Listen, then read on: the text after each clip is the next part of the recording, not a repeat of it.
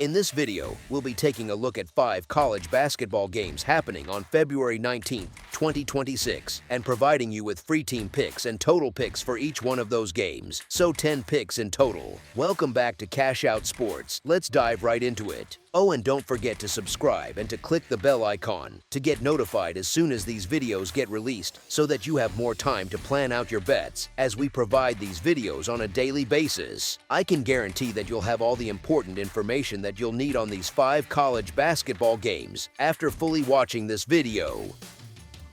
One more thing before we start, if you would like to gain access to our best exclusive sports picks to take your journey to the next level, then check out our Patreon in the link down below, where we offer our best single picks, parlay picks, and much more. Now let's get started. Texas State versus South Alabama. South Alabama stepping into this spot at home feels like the kind of setup that quietly leans their way even while everyone is staring at Texas State's hot streak. Texas State has stacked wins, sure, but most of that surge has come with friendly rims, familiar routines, and crowds cheering for them, not against them. Winning 6 straight looks loud on paper, yet it can also hide how different this team looks the moment it has to live out of a suitcase, deal with a new shooting background, and handle a crowd that gets louder every time a Bobcats possession goes sideways. South Alabama, on the other hand, has built a very specific personality in this building, and it is not exactly generous to visiting offenses. The Jaguars defend at home with a kind of stubborn, grind-you-down energy that shows up in the box score as low opponent shooting percentages, but feels in real time like every catch is a little tougher and every drive is a little more crowded than it should be. Teams walk into the Mitchell Center thinking they will run their stuff, then halfway through the first half they are settling for contested jumpers and late clock heaves, and that style is exactly the kind of thing that turns a short favorite into a team that can stretch margins once the game tilts. Texas State's recent run matters, but it also needs context. The Bobcats have leaned on efficiency and patience, not explosive shot-making, and that is a tricky formula when you drop it into a hostile gym against a defense that is genuinely good at taking away clean first options. On the road, Texas State has already shown cracks, both straight up and against the number, and the pattern has been pretty simple. Long stretches where they struggle to score, then a late push that comes just a little too late to flip the script. That is the sort of rhythm that looks respectable on the scoreboard, but it is exactly how you end up walking off the floor having lost by a couple of possessions instead of sitting in that one possession, coin flip window you need as a road underdog. South Alabama's body of work at home tells a very different story. The Jaguars have been tough to beat outright in this gym and have covered plenty of numbers by doing the boring, profitable things well, contesting shots, controlling the glass, and keeping their foul count low enough that they are not handing out free points all night. When you combine that with their record as favorites this season, it paints them as a team that usually handles business when the market expects them to. The trends back it up. South Alabama has been getting the money often in this current stretch, and they have turned this building into a place where visiting tickets go into the trash more often than not. Texas State's recent confidence does not erase the long-term matchup pattern either. Historically, South Alabama has given them trouble in this head-to-head, especially when the Jaguars are in front of their own fans. The Bobcats may arrive with momentum, but they are also stepping into a spot where South Alabama's physical defense, home surge, and track record as a favorite all pull the same direction. It feels less like a toss-up and more like a situation where the favorite has multiple paths to clearing the number, whether by a slow suffocation or a late-game separation when Texas State has to press and chase. As our first pick for this matchup, the South Alabama Jaguars to cover the spread as favorites is our full-game side pick. Texas State, which used to live in some pretty ugly rock fights, has started playing with a lot more rhythm, moving the ball, cutting harder, and trusting that if they keep attacking, the efficiency will show up. Their recent box scores have looked like proof that this group is comfortable in games where the score climbs instead of shrinks, and that matters against a South Alabama team that is not shy about putting points on the board right now either. South Alabama is known for its defense, and that reputation is deserved, but recently the Jaguars have been playing in some very lively contests. They are knocking down shots at a strong clip, hitting from deep when they get their feet set, and turning defense into quick offense in transition. That combination, a home team that can score in bunches and a road team that has started to loosen up offensively, is exactly what you look for when you expect the scoreboard operator to earn their pay. Here is the thing, the total history between these two in mobile wants to drag you toward a lower number. Past meetings in this building have leaned heavily to the quieter side of the scoring spectrum, with both defenses dictating the terms and Texas State in particular getting bogged down by South Alabama's physicality. But that history belongs to versions of these teams that were more methodical, more willing to grind through 20 seconds of half-court offense and live with a 60-something final. This season's versions look looser, more confident, and more comfortable letting games breathe.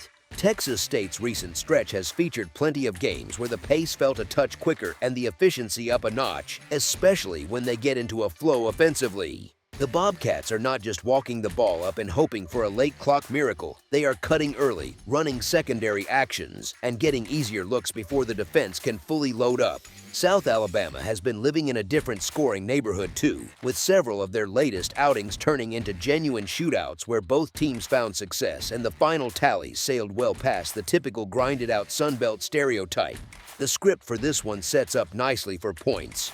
You have a Texas State team that will not be afraid to test South Alabama's defense early in the shot clock, and a Jaguars side that is more than capable of answering right back with drives, kickouts, and transition bursts whenever they get a stop. If the game stays competitive, and it should, you also get the bonus of late-game fouling, extended possessions, and the kind of frantic final minute where every possession stretches the total a little higher. Even with the history in this building pointing one way, the current form of both offenses and the way these teams are playing in February nudges the expectation toward a game that feels more open, more modern, and more likely to clear the number than crawl under it. As our second pick for this matchup, over the projected total is our full game total pick. California Baptist versus Utah Valley. This matchup has the feel of a league showdown that should go right down to the wire, not some comfy multi-possession cruise for either side.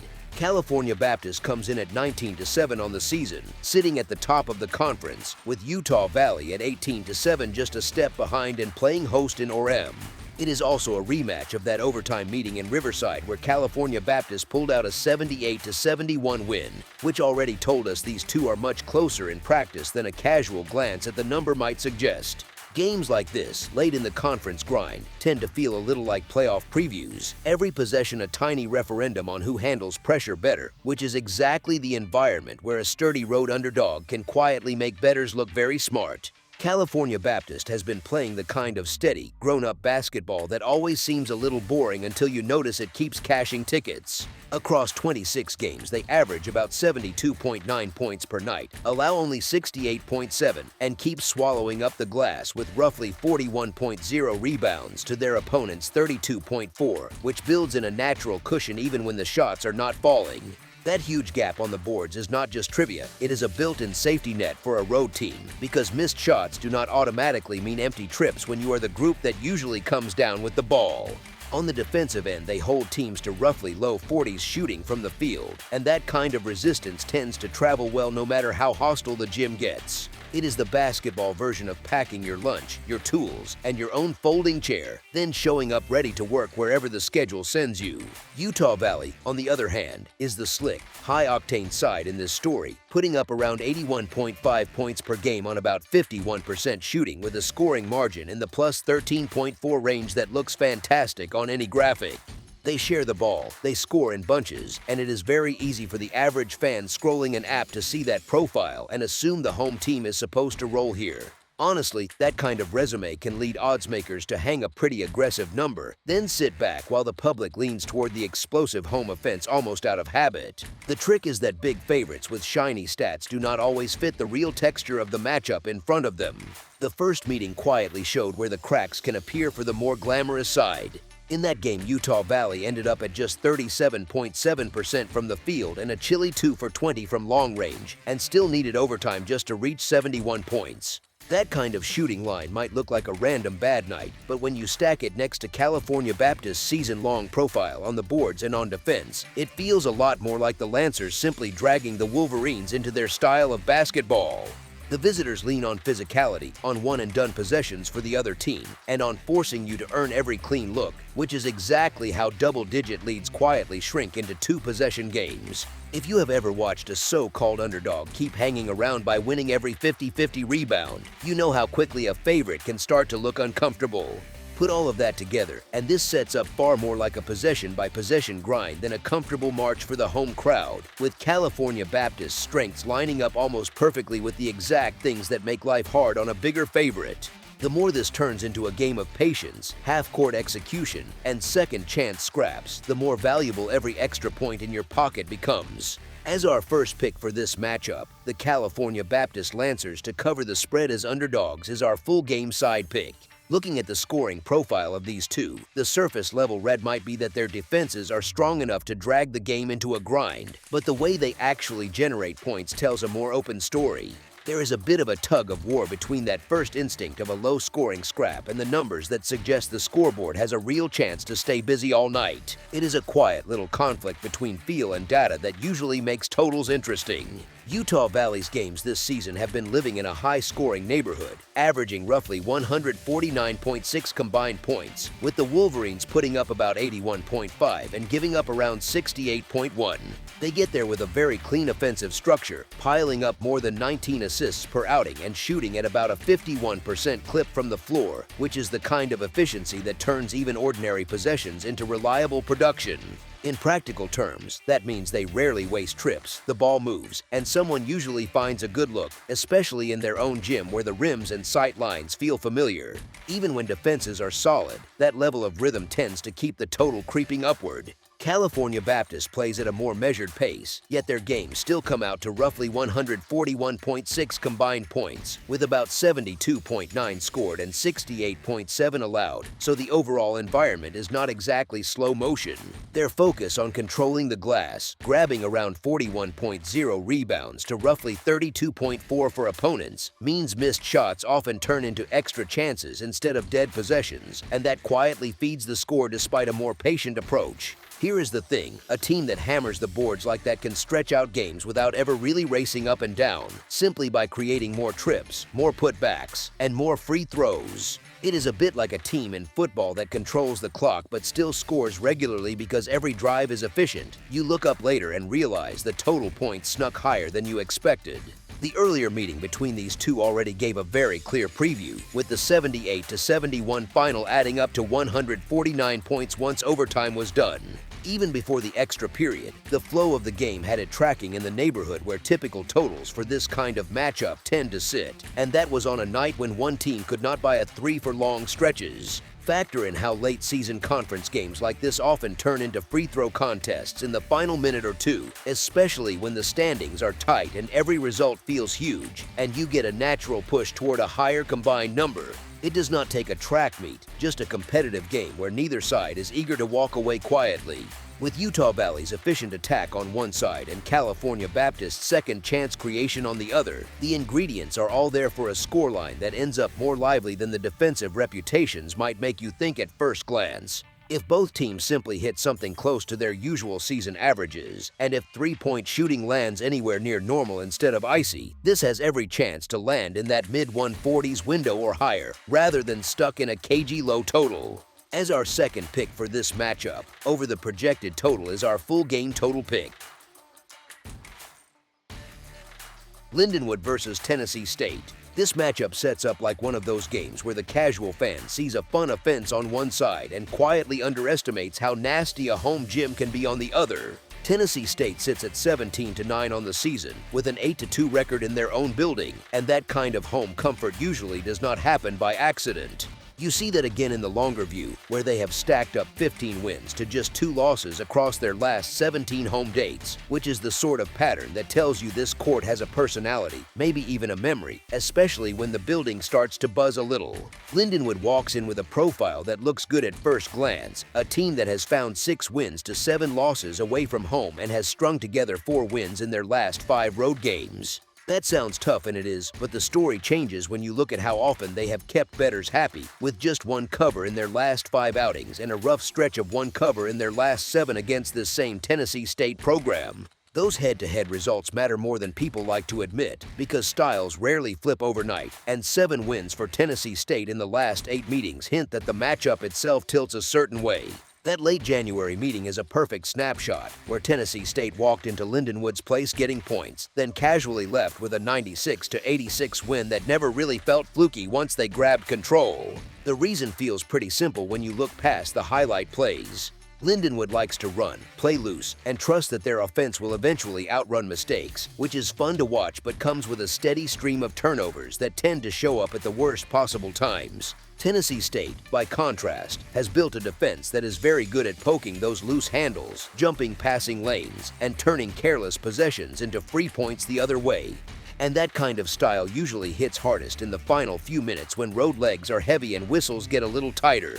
Both rosters come in without any major injury clouds hanging over them, so what you see on paper is what you get on the floor, and that keeps the focus squarely on style, familiarity, and home comfort rather than on any surprise scratches. So you end up with a home favorite that has already shown it knows how to punish this particular opponent, that thrives in this building, and that is built to attack the exact weaknesses that make Lindenwood fun but fragile, especially in closing time. As our first pick for this matchup, the Tennessee State Tigers to cover the spread as favorites is our full game side pick. Scoring-wise, this matchup looks like fireworks at first glance, and honestly, that is exactly what the previous meeting tried to sell everyone, with that 96-86 shootout still sitting pretty in the memory for anyone who watched the scoreboard light up. Lindenwood leans into that identity, playing with pace, hunting early offense, and living with the idea that if you throw enough possessions at a game, your scoring will eventually win the race. Their season has reflected that mindset, with plenty of totals pushing high and a reputation for games that drift well above what you see from a typical college matchup.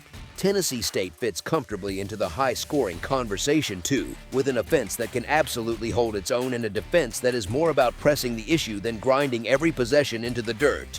Put those two approaches together, and you get average game scores that live in the mid-range for total points, the kind of band where both teams can still look free-flowing, but you are not automatically vaulted into absurd pinball territory every single night. The posted number, shaped in large part by that recent shootout and those offensive reputations, sits above where their usual combined scoring tends to land, and that gap is where things get interesting.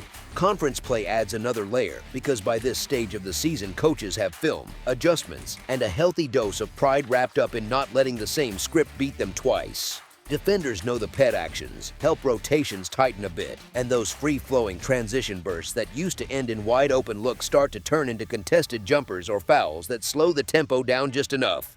You can already see that tension in the trends, with Tennessee State playing several games where totals have snuck below expectations, especially in recent weeks, even though their offense still looks dangerous on paper. The history between these two has not been as wild as that last box score suggests either, with several meetings tilting toward more controlled scoring once the initial pace settles and both sides remember that conference wins usually require at least a little bit of restraint. So while the game still sets up to be fast, energetic, and fun for anyone who enjoys up-tempo basketball, the combination of slightly inflated expectations, deeper familiarity, and a tendency for recent contests to finish a few possessions shy of the wildest projections makes a more measured final tally feel more likely than another track meet copy and paste.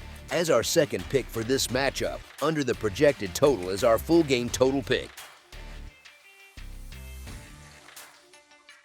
Cal State Northridge versus UC Santa Barbara. Odds makers are basically hinting that these two are not worlds apart. They are just nudging the home floor as the little extra that tilts things towards Santa Barbara. Cal State Northridge strolls in with that shiny stretch where they have rattled off 5 straight wins and hung 84, 88, 97, 81, and 94 on the board. So on the surface it looks like the hot hand you never want to step in front of. It feels explosive, it feels fun, and it absolutely feels like the kind of run that gets a lot of tickets written on the roadside. Here is the thing, the story changes a bit when you pull those performances out of their own gym and drop them into someone else's building. Those eruptions have leaned heavily toward friendly rims, and their record away from home tells on them, a 4-7 mark when they pack a bag.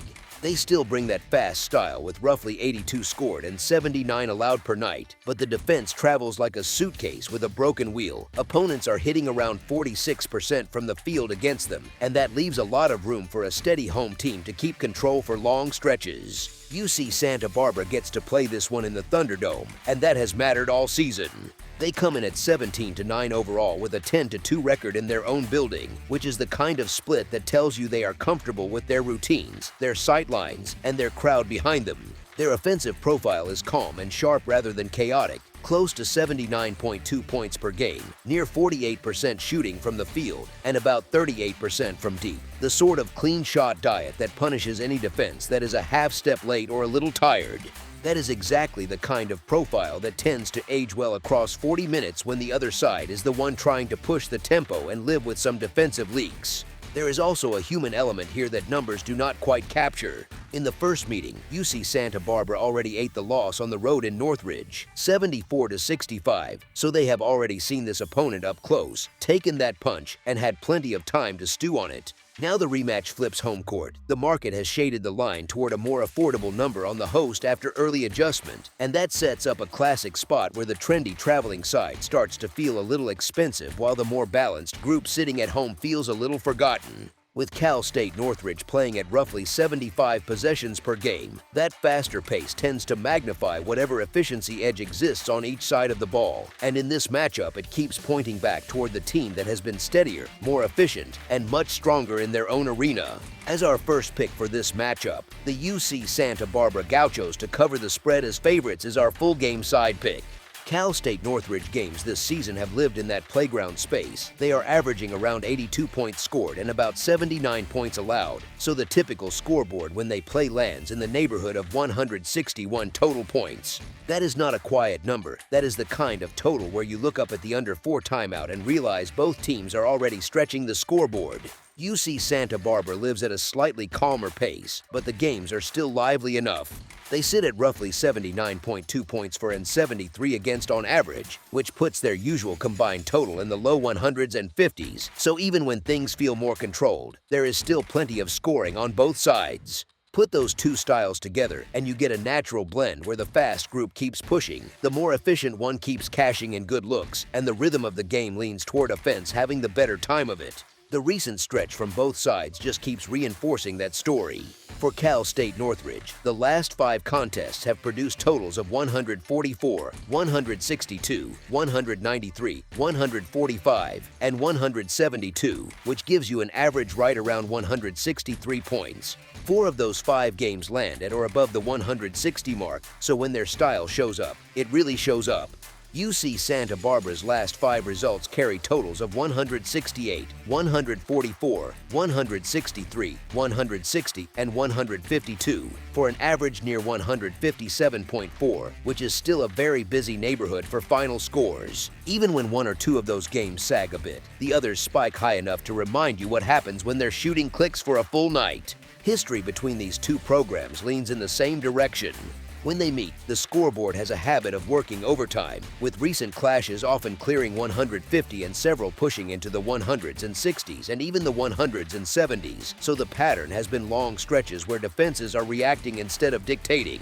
Cal State Northridge's tempo encourages that style. They like to run and create more possessions, and UC Santa Barbara's efficient shooting profile tends to reward every extra chance they get. If this one stays reasonably tight for most of the second half, the usual late-game pattern in college hoops comes into play. More fouls, more free throws, and a few extra possessions that nudge an already high-scoring environment even higher, which is exactly the sort of script that suits anyone expecting points to keep coming. As our second pick for this matchup, over the projected total is our full game total pick. Idaho versus Portland State. Vegas keeps circling the same basic question here. Is Portland State a real Big Sky bully or just a fun storyline that will cool off? They sit at 17-7 overall and 11-2 in league play, right at the top of the conference, and they already walked into Moscow in late January and snuck out with a 69-66 win, which is not exactly the script you expect for a so-called pretender on the road. Since that night, their body of work has looked steady rather than flashy, grinding out wins at places like Idaho State and Sacramento State, and even that stumble at Northern Colorado felt more like the standard tough road hiccup than a sign that the wheels were wobbling.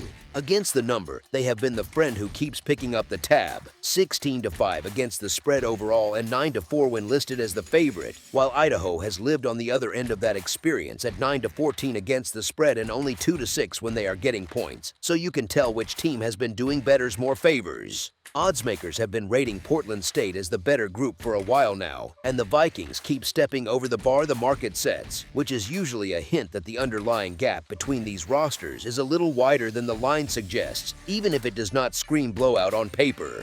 Idaho already had their clean shot at home, with their own rims and their own crowd, and still came up 3 points short, and now they have to walk into Viking Pavilion where Portland State has piled up a 9-2 home mark and has the extra juice of playing for control of the league in mid-February, which is when those student sections suddenly remember they can get loud.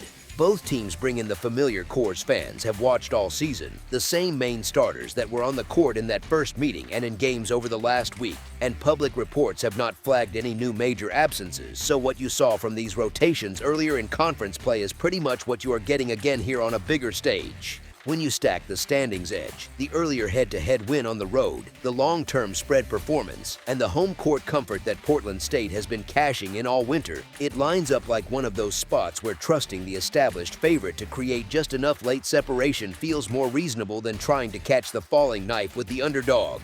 As our first pick for this matchup, the Portland State Vikings to cover the spread as favorites is our full game side pick.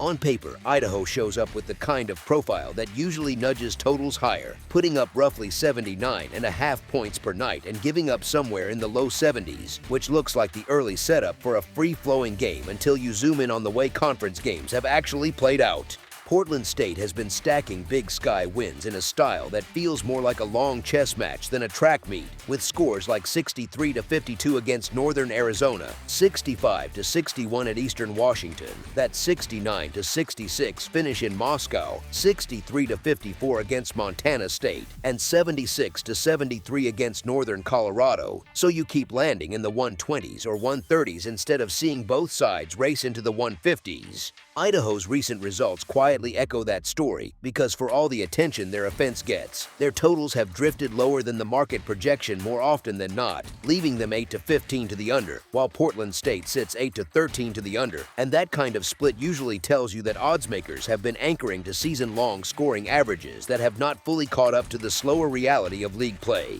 The late February context adds another wrinkle, since games that shape the top of a conference race tend to slow down almost by instinct. Coaches trim rotations a bit, possessions get longer, and both benches would rather walk away with a 68-64 type grind than risk an 84-82 shootout where one cold stretch flips everything.